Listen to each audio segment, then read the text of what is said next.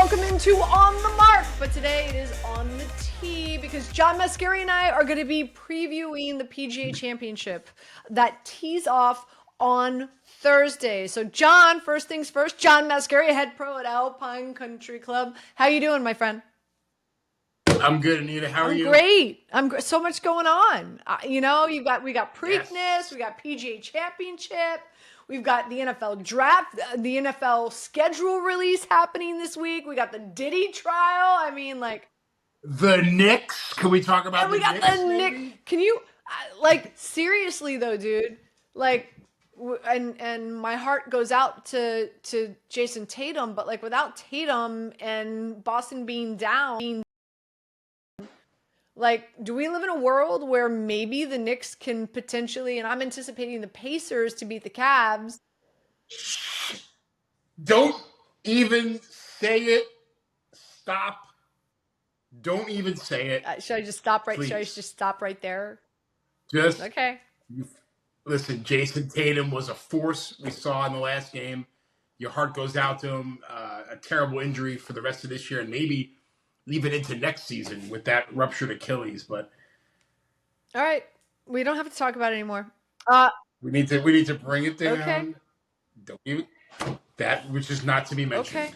All right. I don't know. Do we live in a world where maybe the Knicks represent the East in the championship? What are you doing? What are you doing? Stop. Please. All right.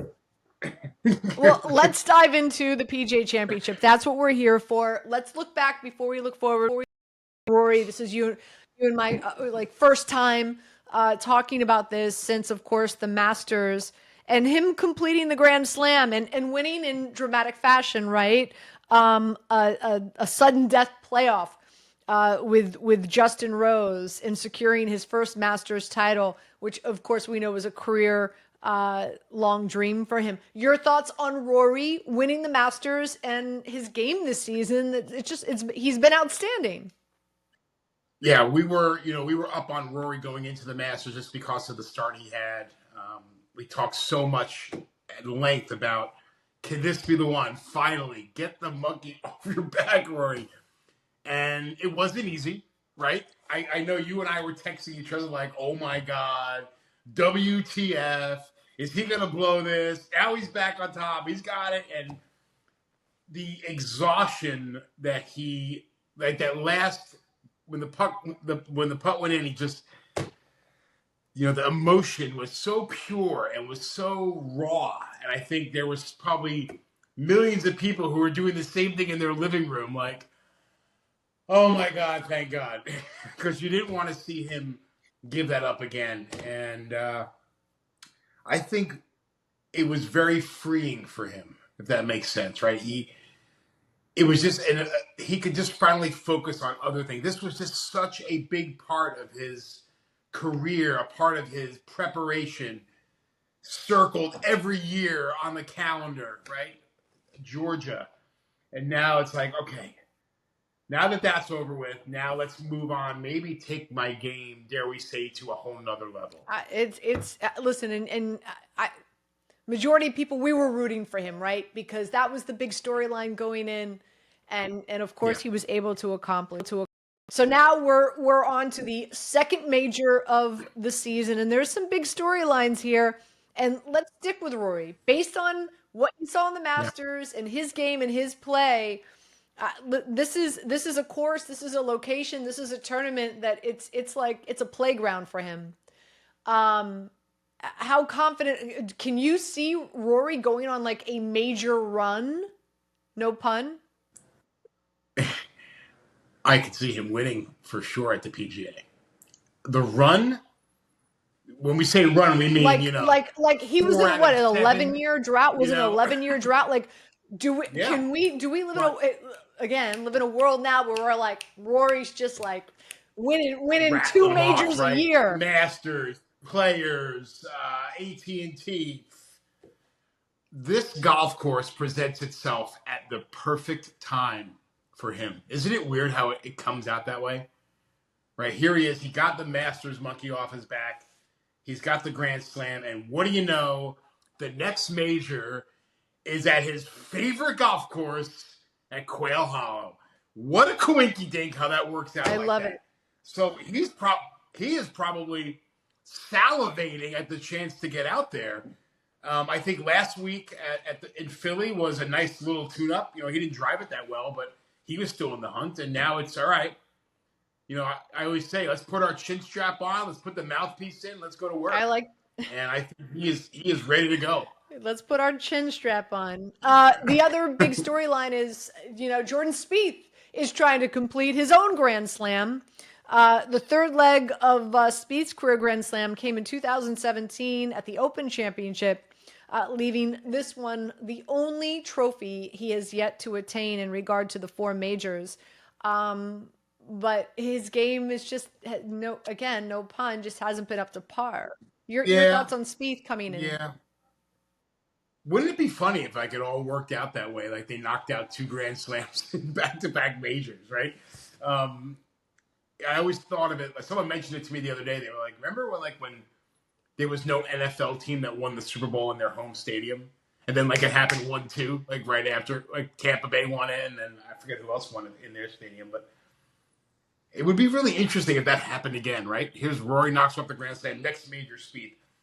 I don't think he has the ammo right now in his game to be on top, but it's an interesting story. Maybe that might help him, right? Maybe that helps him be a little bit under the radar and kind of be to himself. And I know it's a lot of pressure on him to win the Grand Slam, especially since Rory capped it off at the Masters. But to your point, I don't know if his game isn't where he would like it to be, but a flyer, maybe. You and I love throwing some flyers out. Why not? You know whose game is where he wants it to be right now, and that's Scottie Scheffler, coming off a dominant performance in the CJ Cup, the Byron Nelson, resulted in a record-tying win, significant victory. Of course, we know is his hometown. 8-shot margin of victory was the largest in tournament history.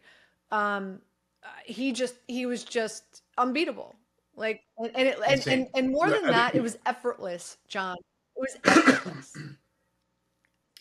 You kind of buried the real number there. 31 under par for 72 holes. Are you kidding me? Right? And to your point, he barely broke a sweat. You and I could have probably played the 4th round and won the damn thing. You want to talk about someone who is firing on all cylinders. V8 is ready to go. Scottie Scheffler is ready to get back on top for sure. All right, Rory, you had your time in the spotlight. Now let me get back. There you go.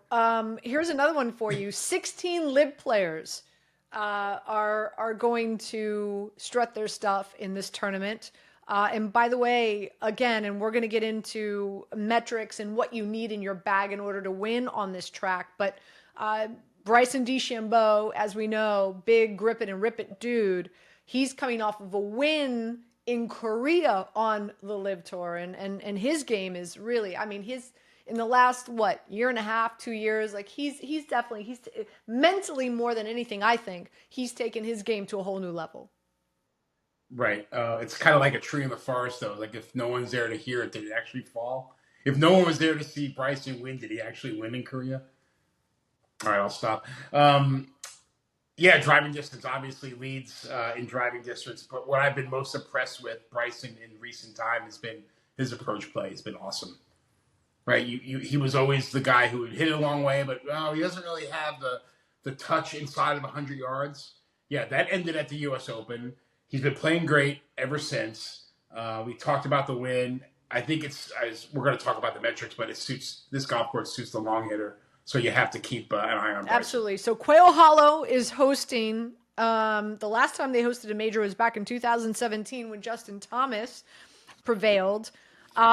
They have their final 3 holes it's known as the Green Mile, one of the most difficult consecutive 3 holes in golf. It's a really fierce test. Only 12 players have finished under par in 2007. So out of everybody in the field, only 12 players finished under par in 2017.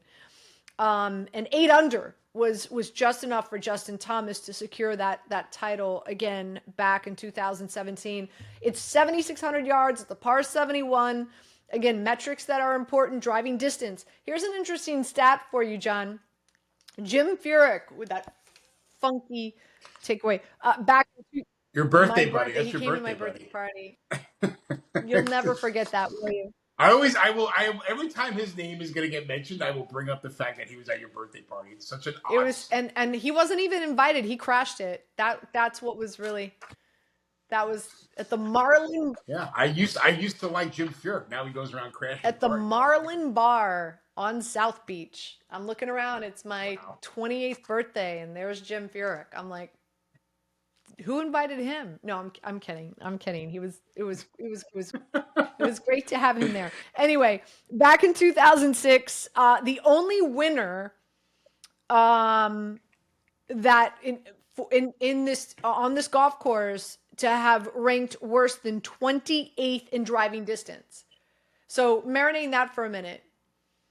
Anytime Quail Hollow has hosted a tournament, only once did Jim Furyk, and Jim Furyk was the one who won, whose driving distance was worse than 28th in driving distance. So you really have to be able to grip it and rip it here. Yeah, but I think if you probably go to Furyk's round and you probably look at it, I bet you he was dialed in with his approach. Right, so not long off the tee, but fantastic with his iron play that day. But sure, there's a huge advantage. I mean, we talked about that green mile. Here it is, 506 on number 16, 223 par 3 over water on 17, almost 500-yard par 4, 18. In 2017, this stretch of holes accounted for 91 golf balls in the water, 352 bogeys. Is that insane? It's crazy. So, you're getting beat up on this long golf course, and you feel like you finally could take a breath, and now here you are, one last shot, 16, 17, 18. Long, tight, well-guarded, water on the left side of the hole on 16. I mentioned over water on 17. Yeah, not for the faint-hearted, but a lot easier hitting 8 irons and 9 irons in than hitting 5, 6, and 7 irons. So that's the advantage of the long game. Yeah, welcome to my game. It's like you and I playing together. Like you're hitting your 7 hybrid, and I might just hitting a flip wedge. Yeah, thanks, John. Thanks for that reminder. Accuracy, greens and regulation, scrambling, other key metrics. If you're going to be trying to handicap this yourself, that's what you want to look for. Before we give you our players, who we think is going to win, top 5, top 10, top 20, all the things, I always come across a really cool column that talks about trends for this tournament. So follow me here. And this is the last 10. This is trends for the last 10 years of this tournament. Okay. Age, young players fare best, right? Players who are in their 20s as opposed to their 30s. So players for the last 10 years, players who are in their 20s potentially win more time than not. Nationality, home players have dominance. So this has been an excellent tournament for American players. Okay. World ranking, a tournament elite. You want to be ranked in the top 10 in regard to, getting the trend and points are accumulated here. And I'll explain that at the end. Winning form, trophies give confidence. Helped by previous August date. This is used, excellent event for players who had already posted a win the same year. So you want to look at players who've already won on tour this year, in the last calendar year. Current form, top 20s are a positive pointer. So you want to look at players who have at least 8 to 10 top 20s in the last year. Recent form, top 10s in the previous 2 tournaments that they have played in. Okay, hold on. I've got more trends coming your way. Course fit, big hitters preferred. We talked about that. We talked why. And then so what happens is they go in the last 10 years and they, the analytics. So the top point score, and everybody gets certain points based on age, driving distance. Have you won the last calendar year? Have you finished in the top 20? The top scorer, Bryson DeChambeau scored a 62. Scotty Scheffler a 60, Colin Morikawa a 52, Rory is at 50, Justin Thomas at 49, Schauffele at 48, and then Rahm, Oberg are at 47. Just to give you an idea, based on the trends that we've seen in the last 10 years of guys who win this tournament, these are the guys that you want to be looking at in regard to that fit the trend of who potentially could win on Sunday. Your thoughts? Yeah, that seems to point to all the people we just spoke about, right? Winning on tour, trophies recently, long off the tee. There's a reason why guys like Rory and Scotty are at the top of our betting list. What are they, plus 450 was the last number I think I saw for Rory. I'll tell you right now. So Scotty is favored right now at plus 425. Rory is 5-1. Bryson is plus 950. Rahm is 18-1. Schauffele is 22-1. Justin Thomas is 22-1. Colin Morikawa 25-1. Just to name a few. So to give you an idea of what the odds are right now in regard to winning. Yeah, right. Horses for courses. We've said it all the time, and this is a perfect setup for guys. So with that being said, take us, as I like to call it, take us to the window, John. Give me your picture. Okay. Who are you wagering on coming into Thursday? So I have like a winner. I've got a top 5. I got a top 10. I got a top 20.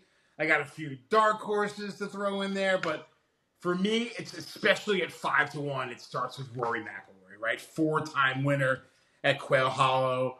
Won last year when the Truist was there, right? The event that was just in Philadelphia. Stroke gains off the tee. We talked about how important that is. Par 5 scoring, right? Dominates these par 5s because of his length. They're par 4s for him. He's got a career scoring average of 69 at Quail Hollow, which is best among active players on the tour. But what really set me going was just the confidence. The confidence coming off the win in Augusta, the play at the team event, the play last week in Philly, and this is his place, right? We talked about it. This is a home field advantage right now for Rory. And we talk about even in football, just being home gives you +3 on the spread. So I love Rory here to win. Top 5 is an easy one for me. I don't know what the odds are for a top 5 finish for this guy, but Scotty Scheffler has to be in the top 5, right? You might as well write that in pen. Long off the tee, precision irons, number 1 in stroke gains, tee to green. Won the CJ Cup as we talked about. Consistent ball striking. What's the putter going to do? Who knows? But I love Scotty as my top 5 guy. Top 10 for me is Justin Thomas. Where have you been all my life, JT, playing great golf now? Coming back to the place where you won your PGA Championship. Top 5 on tour in the last 30 rounds in stroke gain. Again, go back to that confidence factor. He knows how to win here. He thrives in tough conditions. He loves the major big boy courses. I'm feeling JT. I think he was 22-1 to win, though, Anita. And I got a top 20 of Terrell Hatton. Okay, and a live guy that we really haven't talked much about. Greens and regulation machine. A lot of birdie putts are going to be coming up for this guy. And he's made the most of it. His stroke gain putting is top 15. And this is a tough golf course. Let's not be drinking the Kool-Aid that is just long and flat. It's hard. It's the tough green complexes, tough bunkering. He's fantastic around the greens. He's a kind of a gritty player, which I love about him. And it sets up to that demanding setup at Quail Hollow. A couple of dark horses that I circled. Victor Hovland. I feel like I'm always throwing something on Victor. Elite ball striker. I just wish his short game would hold up a little better. One of the guys that I always feel like you love this guy, Tommy Fleetwood, I right? do. I And do like him. I like him a lot. I feel like he's a top 15, top 20 guy every major. It's insane. Like whether he backdoors into a top 20 or he's hanging around the leaderboard on Sunday, here's the guy that always seems to be in the mix. And a name that I was looking at last week because of his play was Patrick Cantlay. Where have you gone, Patrick Cantlay? And tough conditions, he plays well. He's position focused. So these are guys that are in that 45 to 1, 40, 45, 50 to 1 ballpark that why not any of them? So I'm going to throw some money on them. You saw my other picks. And listen, I need some new shoes. I'm just going to be honest. I need some Daddy new needs shoes. a new pair of shoes. And it's the golf season. I got to get a couple of new pairs of golf shoes. So let's go. All right. Well, so my plays very. Hit me with it. My plays are very similar to yours. I've got Scotty winning, so I just feel like and wouldn't be surprised if Rory or Scotty win. My gut's telling. I was just super impressed with him coming off of that win at the Byron Nelson, and he did get his putter working. And so probably that's the caveat for me is why I'm leaning more Scotty than I am Rory. But like we're splitting hairs here. I do like Rory to finish in the top 5.